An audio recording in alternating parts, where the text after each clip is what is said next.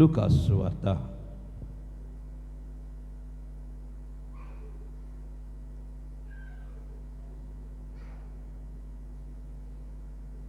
12వ అధ్యాయము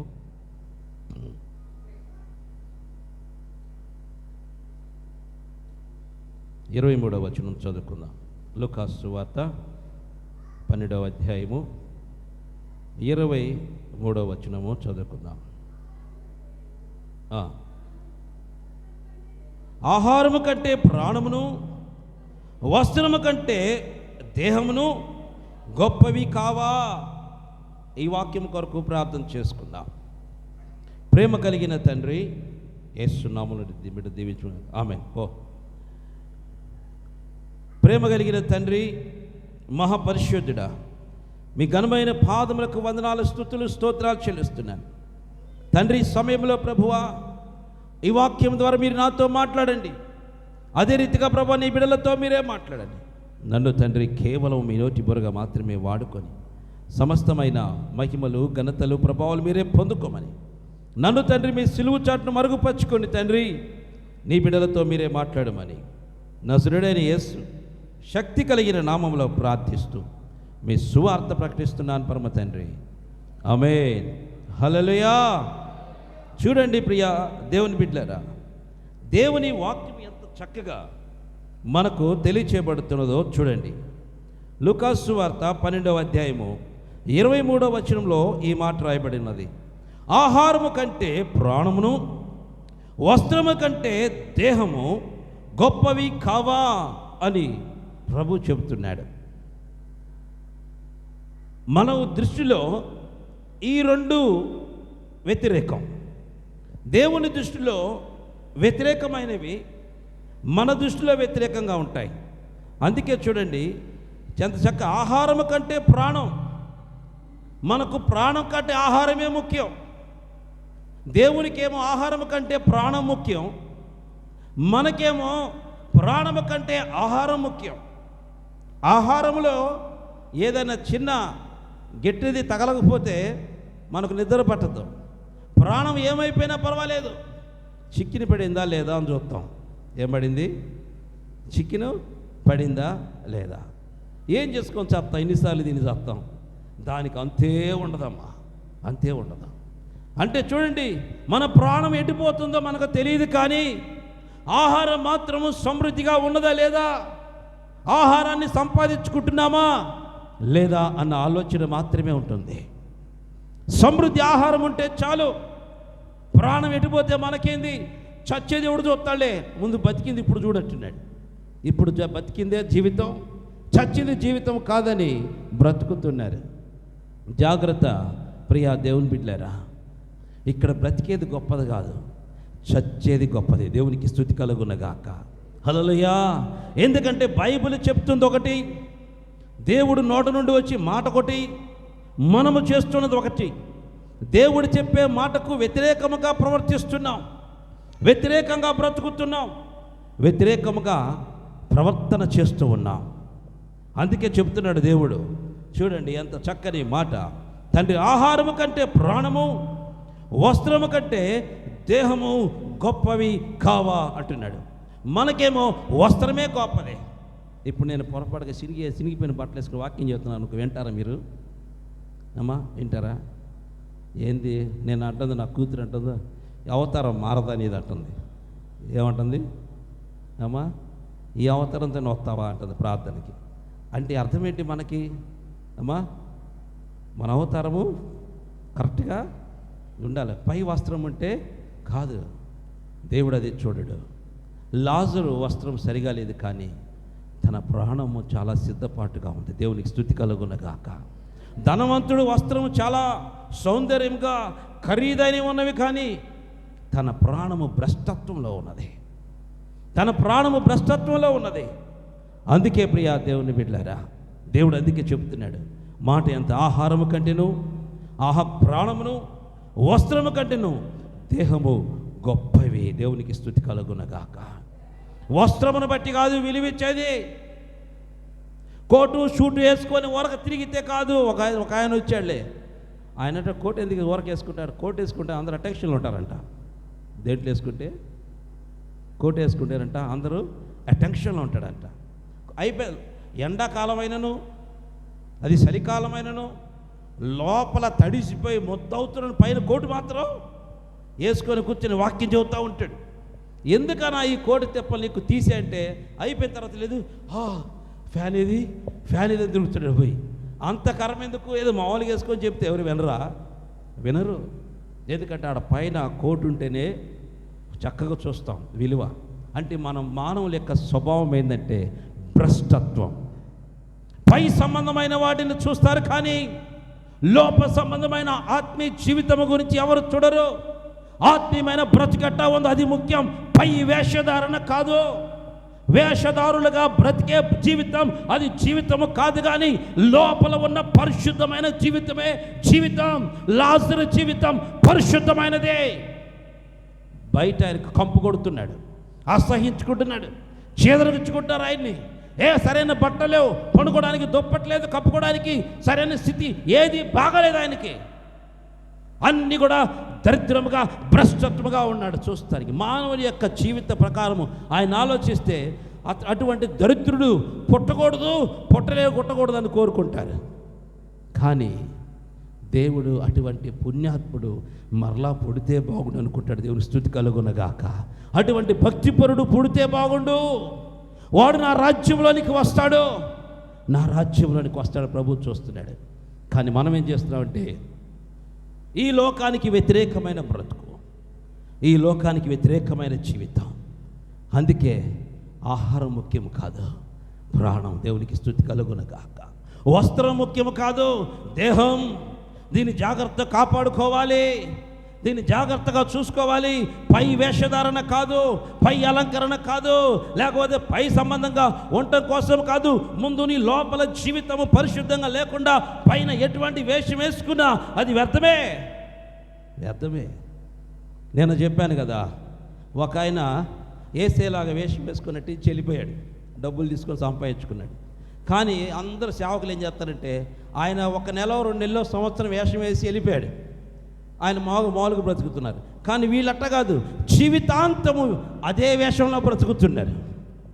మార్పు అనేది నీ యొక్క అంతరాత్మ సంబంధమైనది కానీ బాహ్య సంబంధమైనది కాదు.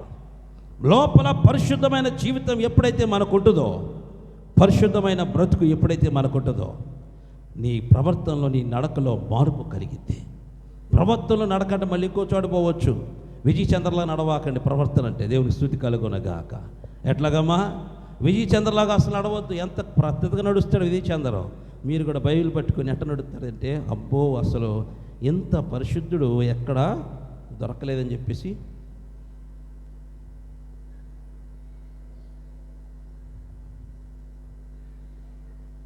ప్రేస్తున్నాడన్నా. అమ్మా పిల్లలు బాగున్నారా? ఏం చేస్తున్నారు తల్లి? అబ్బా అంత బాగా చదువుతున్నారే, దేవుడు భలే బ్లెస్ చేశాడమ్మా. ఏది నటన. అంతకుముందు ఎట్టున్నావు? అరే ప్రైజ్ రాడు బాగున్నా, ఏం చేస్తున్నావమ్మా? పిల్లలు బాగున్నారా? ఓకే సూపర్, బాగా చదువుతున్నారా? ఓకే. అప్పుడు ఇప్పుడేమో అమ్మో చీవందరై ఏందది? అది వేషద నటన వద్దు, నటన జీవితం వద్దు. నటన భక్తి కాదు, నటన భక్తి కాదు. పరిశుద్ధంగా బ్రతకడం భక్తి. నీ క్రియలోని తలంపుల్లో లోక సంబంధమైనవి లేకుండా బ్రతకడమే భక్తి. లోక సంబంధంగా అన్ని పెట్టుకొని, లోక సంబంధమైన అన్ని కార్యాలు లోపల పెట్టుకొని పైకి మాత్రము వేషధారులాగా ఉంటుంది భక్తి జీవితం కాదు. అది భక్తి కాదు. నీకు నువ్వు మోసపోతున్నావు, మోసపుచ్చుకుంటున్నావు, మోసంలోనికి వెళ్ళిపోతున్నావు, సాతాను యొక్క ఉచ్చులో పడి భ్రష్టత్వంలోకి వెళ్ళిపోతున్నావు. జాగ్రత్త, ఎప్పుడు అటు చేయొద్దు. నీకు నువ్వులాగే ఉండు. నీకు దేవుడు నేను నడకిచ్చాడు, ఆ నడకేనాడు. ఒకవేళ దేవుడు నీకు ఎట్టా నడమని ఇచ్చాడు అనుకో, అట్టగినాడు. అంతేగాని ఎట్ట నడవా కాళ్ళు, నీ కాళ్ళు పోయేది ఎట్ట పోతే దాన్ని ఎట్టెందుకు తిప్పుతావు? ఎందుకు అటు తిప్పేది? ఎట్టపోయే కాలు ఎట పోని, అది దేవుడు నీకు ఇచ్చిన సృష్టిలో ఇచ్చింది గొప్ప కృపది. దానివల్ల దేవుడు ఏదో ఒకటి మేలు దాచి ఉంచాడు. ఎందుకంటే ఇట్ట పోతే ఇక్కడ తెగ దెబ్బ తగలకుండా కరెక్ట్ కాళ్ళు ఉంటాయి. కొంతమంది నడుస్తారులే, ఇట్ట నడిచేవాడు నడవని, అది దేవుడిచ్చిన కృప. అంతేగాని ఏందమ్మా ఎట్ట నడుస్తున్నాను గల్లే కాళ్ళు ఇటు తిప్పి పోయే కాళ్ళు ఇటు తిప్పేసి దీన్ని తిప్పేసి ఇట్ట నడవాల్సిన అవసరం లేదు. అంత డ్రామాలు వద్దు. దేవుడు నీకు ఏ నడకిచ్చాడు అన్నది అదే నడకనాడు, అట్టగే ఉండు. కానీ పరిశుద్ధత మెయింటైన్ చేయి, భక్తిని మెయింటైన్ చేయి, లోక సంబంధ కార్యం దూరంగా ఉండు, ఆత్మ సంబంధంగా బలంగా ఉండు. ఎందుకంటే ఆహారం ముఖ్యం కాదు, కానీ నీ ప్రాణమే ముఖ్యం. దేవునికి స్తుతి కలుగునగాక. హల్లెలూయా. నీ ప్రవేశము పైనడక దేవుడిని చూడడు, అంతరంగమైన స్థితిని చూస్తాడు. అంతరంగమైన స్థితిని చూస్తాడు. అంతరంగమైన స్థితి కావాలి, అంతరంగమైన స్థితి కావాలి. ఈ కాలంలో ఇటువంటి బోధలు పనికిరావు. ఒక ఆయన ఉన్నాడు, అయ్యగారు కూడా చెప్పలే నేను.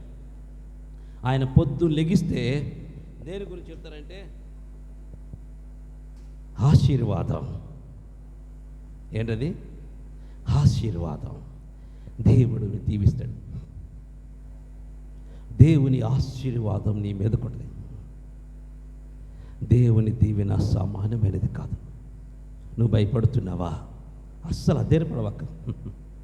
నా దేవుడిని దీవిస్తాడు. ఇదా దీనికి వాళ్ళు ఏం చేస్తారంటే రాయండ్రా చెక్కులు, రాయండ్రా చెక్కులు. అది కాదురా, ఆహారం ముఖ్యం కాదురా, నీ ప్రాణం ముఖ్యం, వస్త్రం ముఖ్యం కాదురా, నీ దేహం ముఖ్యం అని అనుకో. ఇదేంది ఎట్ట తిడుతున్నాడు? దేవుడు చెప్పింది అట్టగా చెప్పాడు. రండి మిమ్మల్ని ఆస్వాదిస్తాను, రండి మీకు పూల పాలు పేస్తాను, రండి మీకు దీవెనలు ఇస్తాను అని దేవుడు చెప్పలా. ఎందుకు వచ్చాడు దేవుడు? దేవునికి మహిమ కలుగునగాక. ఈ తల్లి జీవితంలో దేవుడు గొప్ప కార్యం చేసినాడు. ప్రకాశమ్మ అమ్మ పేరు. అయితే తల్లికి ఏమైందంటే డెంగ్యూ ఫీవర్తో బహుగా బాధపడుతున్నారు. ప్లేట్లెట్స్ దాదాపు 37,000కు పడిపోయినాయి. అనగా లక్షల్లో ఉండాల్సిన ప్లేట్లెట్స్ 37,000కు పడిపోయినాయి.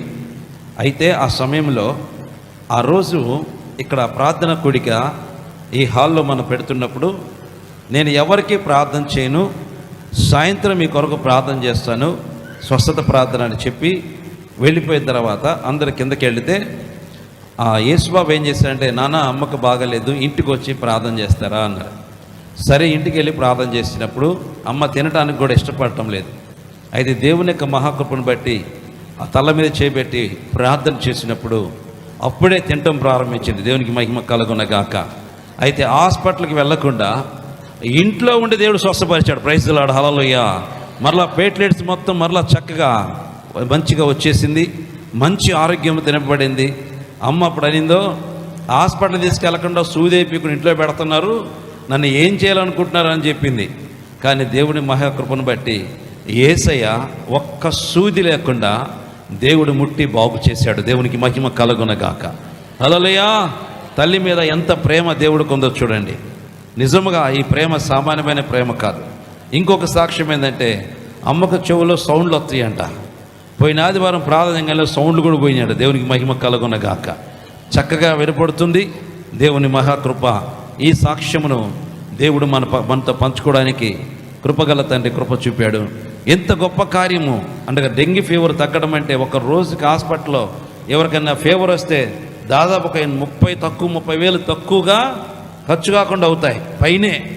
కానీ అయితే దేవుని యొక్క మహాకృపను బట్టి తల్లిని దేవుడు ముట్టి ఏ బలహీనత లేకుండా దేవుడు ముట్టి బాగు చేశాడు. ఎంత గొప్ప కార్యం చేసినా మన తండ్రికి అందరం చప్పట్లు కొట్టి తండ్రి కనపరుస్తాం.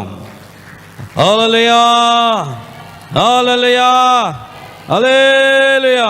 అభిషేక తైలం ఆరాధన తేదీ జనవరి 14వ తారీఖున 2025 అనగా 2వ మంగళవారం. స్థలం లూథరన్ ప్రేయర్ హాల్, 3 అంబుల centre, collector office road, Nagarampalem, Guntur.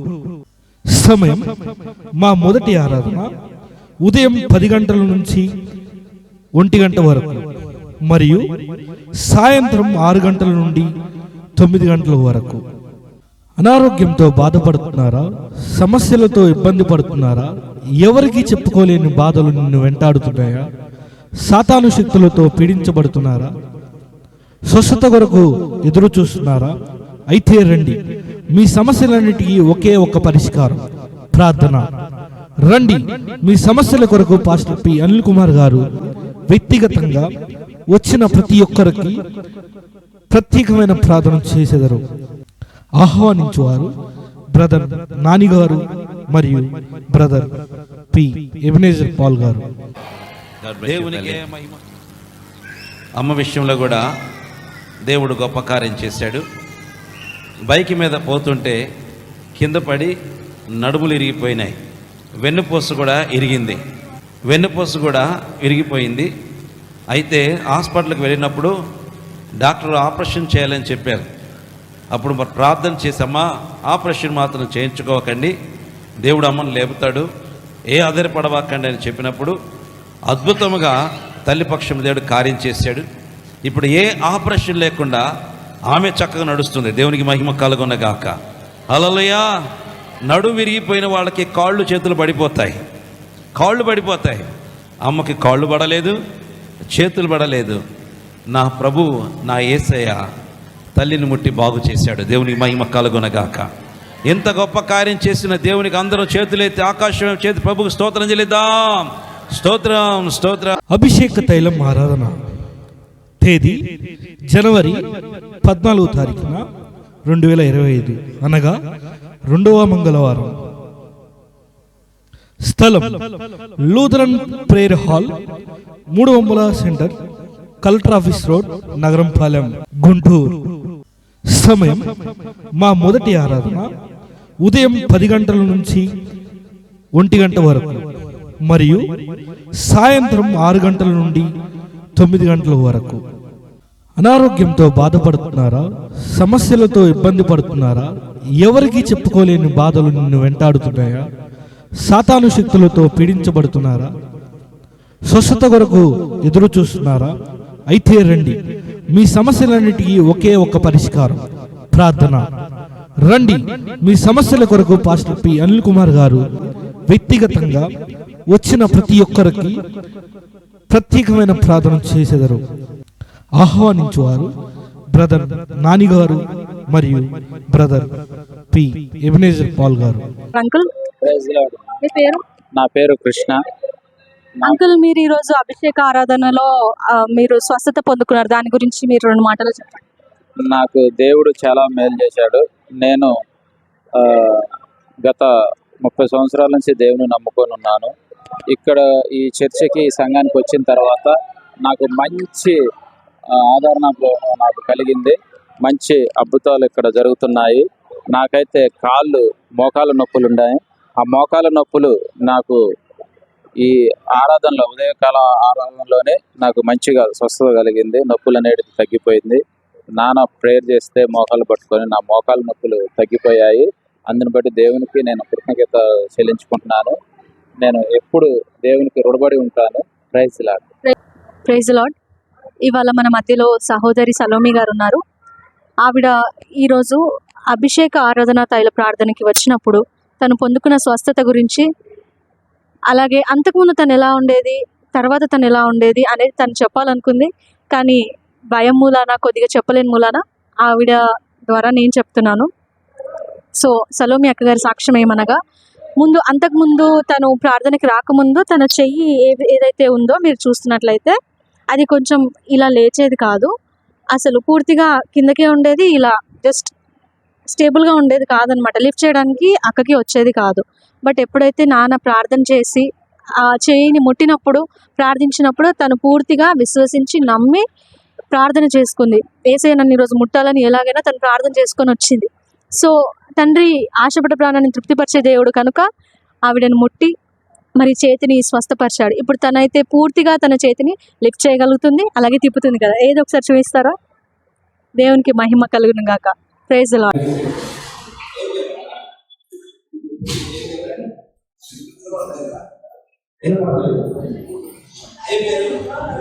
ప్రార్థన చేస్తారు. వినపడుతుందా? వినపడుతుందా? రెండు చూడండి. వినపడుతుందా?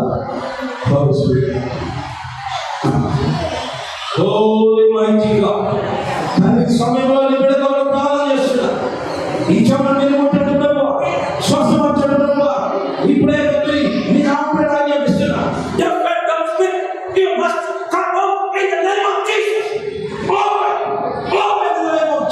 తండ్రి ఇప్పుడే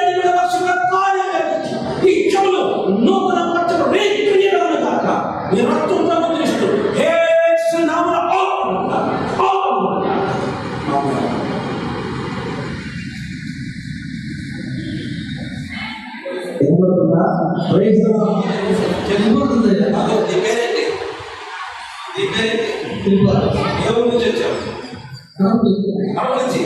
దేవుని స్థితి కాదు. ఎక్కడి నుంచి బాధపడుతున్నా? చెవుడు పడుతున్నా?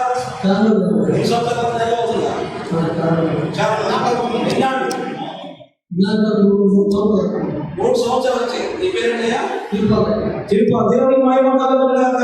3 సంవత్సరాల నుంచి చెవుడు పడక బాధపడుతున్న తిరుపతి గారు కడప నుండి ఇక్కడికి వచ్చారు. ఈరోజు అభిషేక తైల ఆరాధన గుంటూరులో జరుగుతుంటే ఆరాధనకి పాల్గొనేందుకు నా ప్రభు 3 సంవత్సరాల నుంచి బాధపడుతున్న ఈ తిరుపతి గారికి దేవుడు చెవులు తెప్పించాడు. నా దేవుడు సజీవుడు. దేవునికి మహిమ కలుగుగాక. హల్లెలూయా. అభిషేక తైలం ఆరాధన తేదీ జనవరి 14వ తారీఖున 2025 అనగా 2వ మంగళవారం. స్థలం లూథరన్ ప్రేయర్ హాల్, 3 అంబుల centre, collector office road, Nagarampalem, Guntur. సమయం మా మొదటి ఆరాధన ఉదయం 10 గంటల నుంచి 1 గంట వరకు మరియు సాయంత్రం 6 గంటల నుండి 9 గంటల వరకు. అనారోగ్యంతో బాధపడుతున్నారా? సమస్యలతో ఇబ్బంది పడుతున్నారా? ఎవరికి చెప్పుకోలేని బాధలు నిన్ను వెంటాడుతున్నాయా? సాతాను శక్తులతో పీడించబడుతున్నారా? స్వస్థత కొరకు ఎదురు చూస్తున్నారా? అయితే రండి.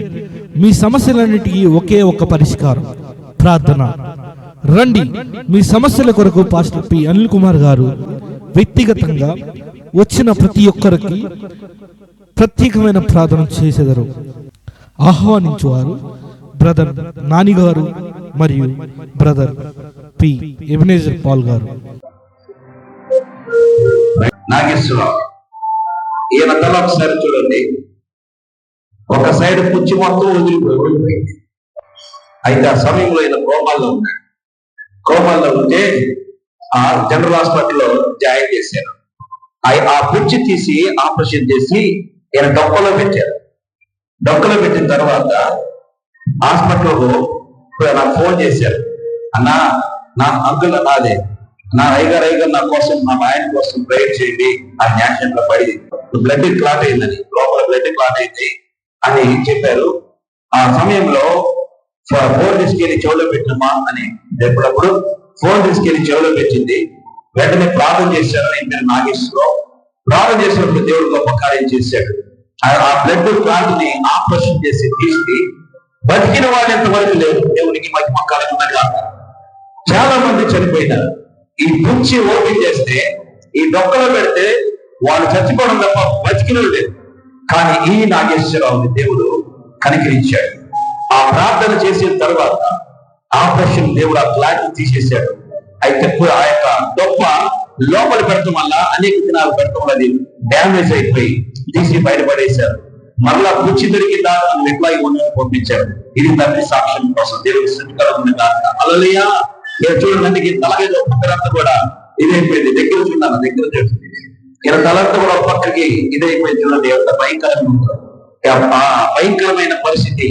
ఇట్లా హైదరాబాద్ లో ఇట్లా కేసులు చాలా కేసులు చచ్చిపోయాయి. కానీ నాగేశ్వరరావు దేవుడు కనికరించి చూపించాడు. ప్రార్థన చేసిన తర్వాత దేవుడు అద్భుతంగా బిడ్డలు బతికించాడు. ఇప్పుడు పుచ్చి లేకపోయాడు, చక్కగా తిరుగుతున్నాడు. దేవుడికి మహిమ కలుగునగా. హల్లెలూయా. ఇంత గొప్ప కార్యం చేసిన దేవునికి అందరూ స్తోత్రం చేయండి. స్తోత్రం. అభిషేక తైలం ఆరాధన తేదీ జనవరి 14వ తారీఖున 2025 అనగా 2వ మంగళవారం. స్థలం Lutheran prayer hall, 3 centre, collector office road, Nagarampalem, Guntur. సమయం మా మొదటి ఆరాధన ఉదయం 10 గంటల నుంచి 1 గంట వరకు మరియు సాయంత్రం 6 గంటల నుండి 9 గంటల వరకు. అనారోగ్యంతో బాధపడుతున్నారా? సమస్యలతో ఇబ్బంది పడుతున్నారా? ఎవరికి చెప్పుకోలేని బాధలు నిన్ను వెంటాడుతున్నాయా? సాతాను శక్తులతో పీడించబడుతున్నారా? స్వస్థత కొరకు ఎదురు చూస్తున్నారా? అయితే రండి, మీ సమస్యలన్నిటికీ ఒకే ఒక పరిష్కారం, ప్రార్థన. రండి, మీ సమస్యల కొరకు పాస్టర్ పి అనిల్ కుమార్ గారు వ్యక్తిగతంగా వచ్చిన ప్రతి ఒక్కరికి ప్రత్యేకమైన ప్రార్థన చేసేదరు. ఆహ్వానించువారు బ్రదర్ నాని గారు మరియు బ్రదర్ పి ఎబెనేజర్ పాల్ గారు. ఏంట్రా చెప్పండి.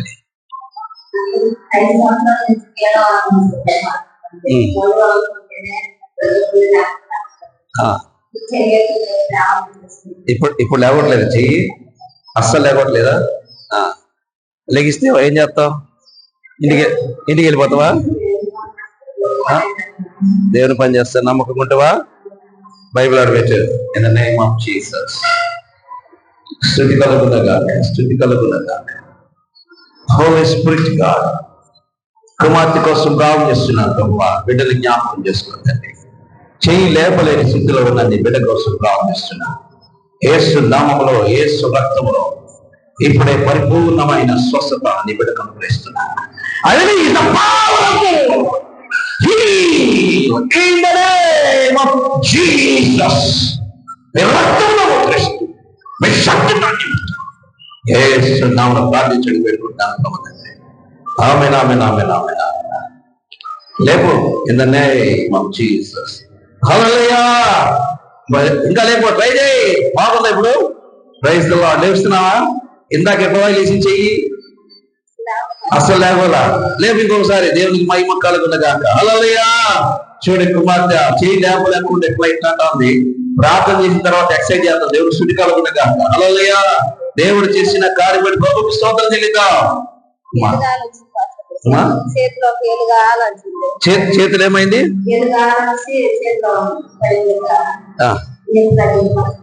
ఓ ప్రైజ్ ది లార్డ్. ప్రార్థన చేస్తుంటే చేతి మీద వెలుగు లాగొచ్చిందట. అది పరగ్గానే ఆమెకు స్వస్థత కలిగిందట కుమార్తెకి. దేవునికి మహిమ కలుగునగా. హల్లెలూయా. చెప్పు ప్రభువా, మహిమపరుద్దాం. ఎప్పటి నుంచి బాధపడుతున్నారు కదా? 5 సంవత్సరాలు చేయలేపట్ల. ఓ నాయన, 5 సంవత్సరాలు చేయి. ఇప్పుడు దేవుడుగా ప్రేయర్ చేయగానే వెలుగు వచ్చాను తాకి చేయి ఇప్పుడు పైకి మళ్ళొకసారి వెళ్తున్నా. దేవుని స్తుతి కలుగునగా. హల్లెలూయా. ఎవరనుకున్నా ఈ కుమార్తె తెలుసా? ఇందాక డబ్బపోయిందే చెప్పగా కుర్చీ లేచిపోయిందే ఆయన భార్య. దేవుని మహిమ కలుగునగా. దేవుని స్తుతి కలుగునగా. దేవుడు దీవించి ఆశీర్వదించుగాక. అభిషేక తైలం ఆరాధన తేదీ జనవరి 14వ తారీఖున 2025 అనగా 2వ మంగళవారం. స్థలం Lutheran prayer hall, 3 centre, collector office road, Nagarampalem, Guntur. సమయం మా మొదటి ఆరాధన ఉదయం 10 గంటల నుంచి 1 గంట వరకు మరియు సాయంత్రం 6 గంటల నుండి 9 గంటల వరకు. అనారోగ్యంతో బాధపడుతున్నారా? సమస్యలతో ఇబ్బంది పడుతున్నారా? ఎవరికి చెప్పుకోలేని బాధలు నిన్ను వెంటాడుతున్నాయా? సాతాను శక్తులతో పీడించబడుతున్నారా? స్వస్థత కొరకు ఎదురు చూస్తున్నారా? అయితే రండి, మీ సమస్యలన్నిటికీ ఒకే ఒక పరిష్కారం, ప్రార్థన. రండి, మీ సమస్యల కొరకు పాస్టర్ పి అనిల్ కుమార్ గారు వ్యక్తిగతంగా వచ్చిన ప్రతి ఒక్కరికి ప్రత్యేకమైన ప్రార్థన చేసేదరు. ఆహ్వానించువారు బ్రదర్ నాని గారు మరియు బ్రదర్ పి ఎబెనేజర్ పాల్ గారు.